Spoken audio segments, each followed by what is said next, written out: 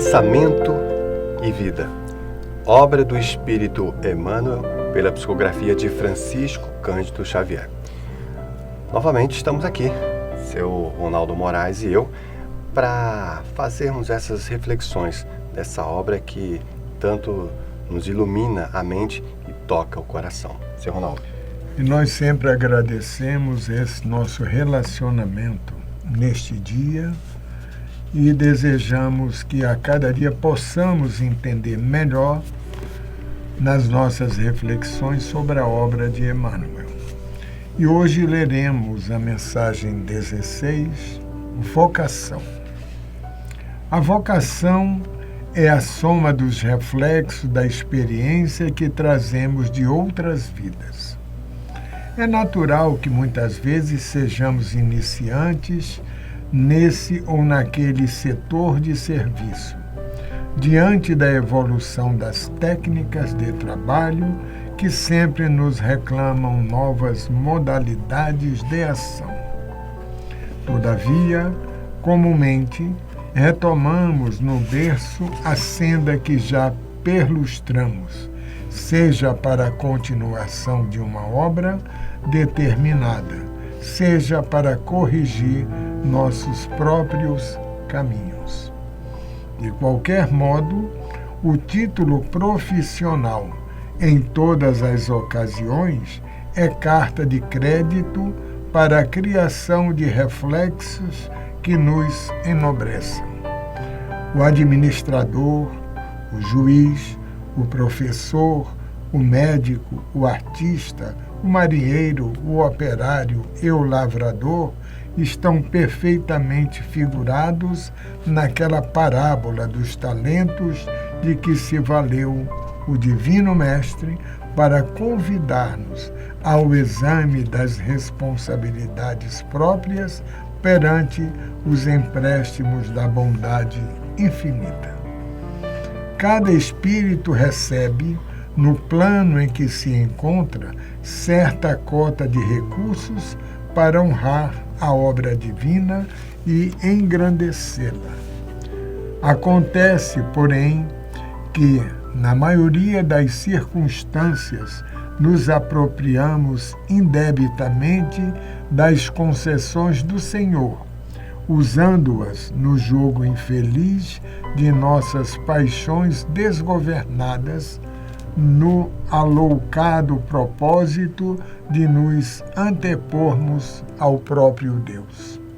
Daí, a colheita dos reflexos amargos de nossa conduta, quando se nos desgasta o corpo terrestre, com o doloroso constrangimento do regresso às dificuldades do recomeço, em que o Instituto da Reencarnação funciona com valores exatos.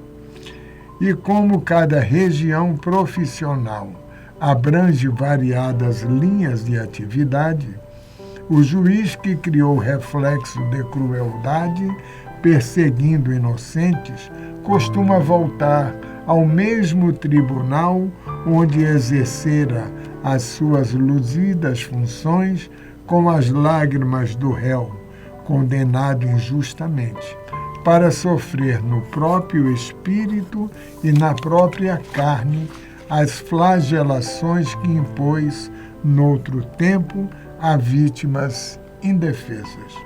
O médico que abusou das possibilidades que lhe foram entregues retorna ao hospital que espezinhou como apagado enfermeiro, defrontado por ásperos sacrifícios a fim de ganhar o pão.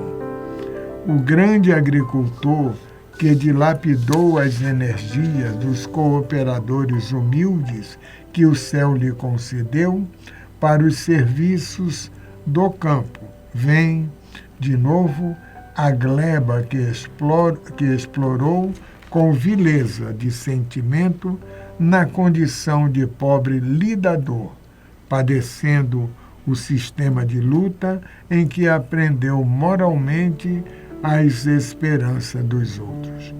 artistas eméritos que transformaram a inteligência em trilho de acesso a desregramentos inconfessáveis, reaparecem como anônimos companheiros do pincel ou da ribalta, debaixo de inibições por muito tempo insolúveis.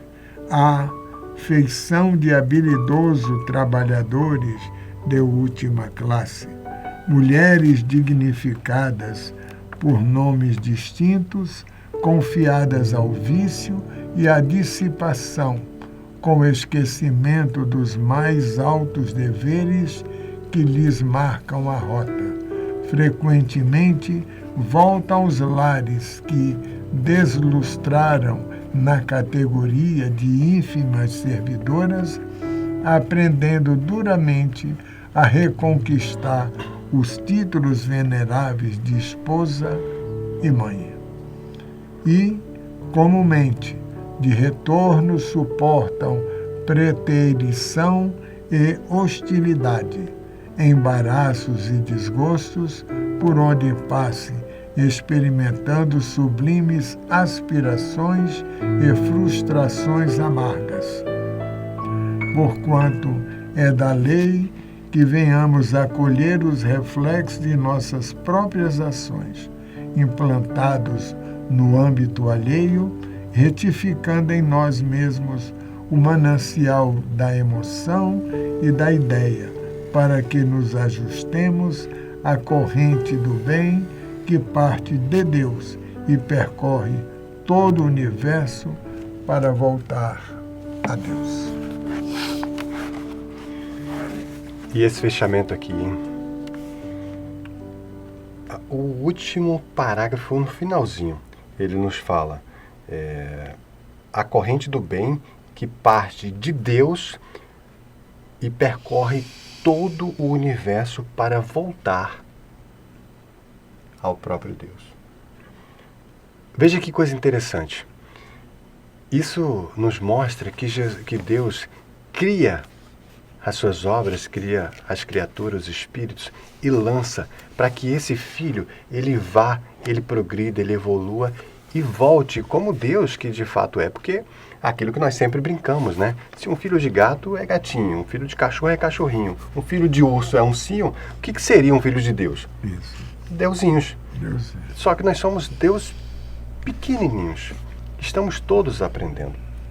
Mas fica aí essa colocação brilhante de Emmanuel. Mas no mesmo parágrafo, no finalzinho, ele nos coloca aqui a seguinte pontuação.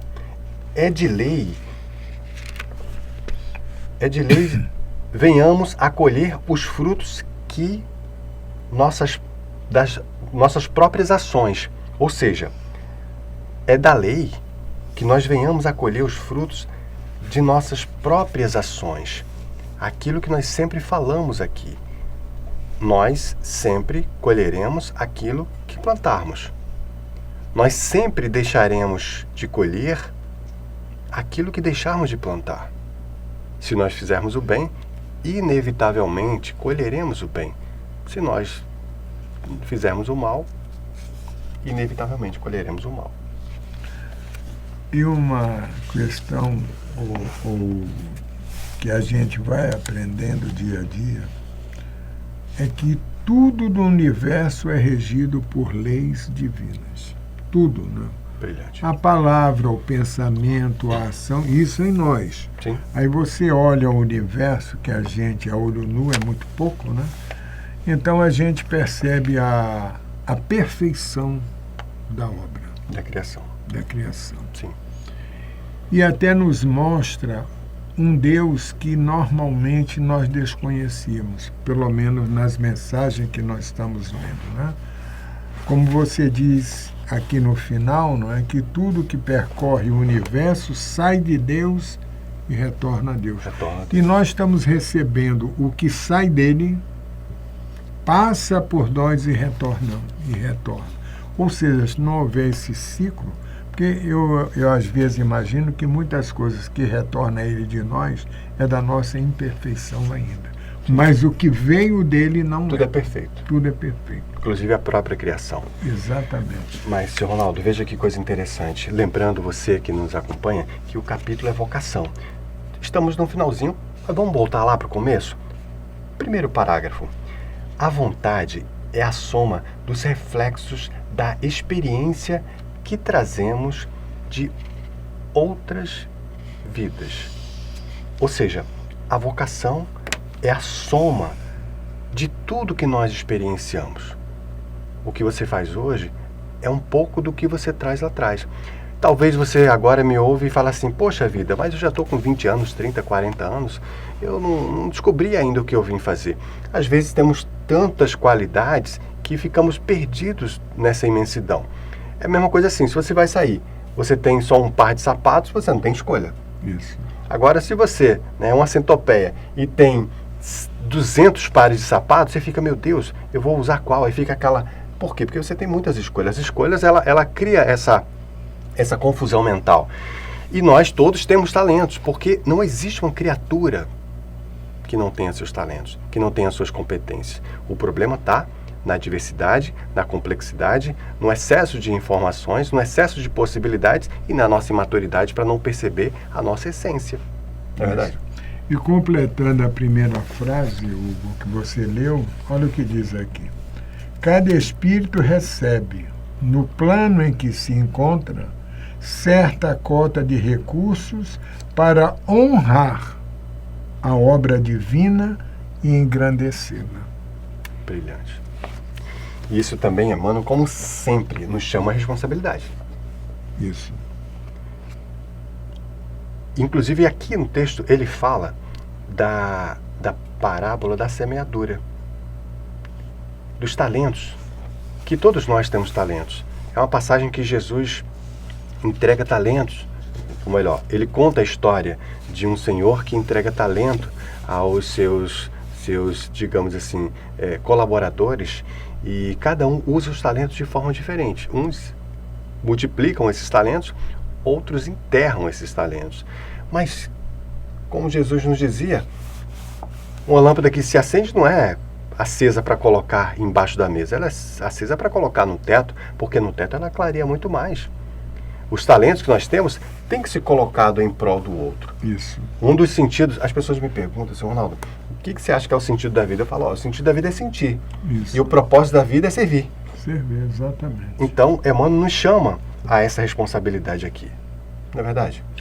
E na questão do servir, a gente percebe, por exemplo, Emmanuel, com suas mensagens neste livro, ele está servindo não só a nós, mas toda uma coletividade, inclusive do plano em que ele se encontra, o plano espiritual, que nós sabemos que está a diversas dimensões, mas que a mensagem, se nós assim o desejarmos, vai chegar a nós e chega, como diz aqui, a gente só tem que refletir e prestar atenção se eu estou fazendo aquilo que eu aprendi, que foi ensinado, no nosso caso aqui, nesta mensagem. Não é isso? Brilhante. Bom, eu lendo essa mensagem aqui, muitas coisas ficam claras, claríssimas, né? Entre elas é que há uma engrenagem divina e há uma engrenagem social. Nós temos uma visão da realidade muito limitada ainda, né, Sr. Ronaldo? Por exemplo, nós achamos que aquela pessoa que tem um cargo mais elevado e que tem um retorno financeiro maior, vale mais do que aquele que tem um cargo menor e trabalha silenciosamente. Essa visão demonstra a nossa imaturidade. Quer uma prova disso? Os nossos irmãos garis. Deixa eles ficarem 2 meses sem limpar as ruas. Para tudo. Para tudo, exatamente. Né? Qualquer profissão que tenha, se você tirar, é como na cadeia alimentar, né? Na natureza também é assim. Você não pode tirar um animal de uma hora para outra, senão cria um desequilíbrio. A nossa sociedade também é assim. Então, nós temos que entender que todos nós somos importantes, todos somos necessários.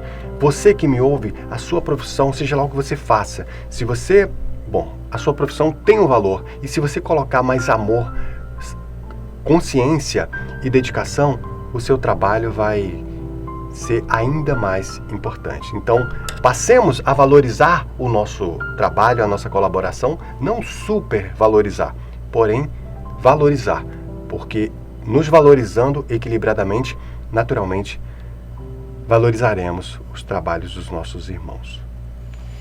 Muita paz pelo estudo, mais esta reflexão, e graças a Deus por estarmos aqui nesta reunião de estudo e reflexões da obra de Emmanuel. Agradeço pela sua audiência, agradecemos e nos encontraremos aqui muito em breve. Até logo. Tchau.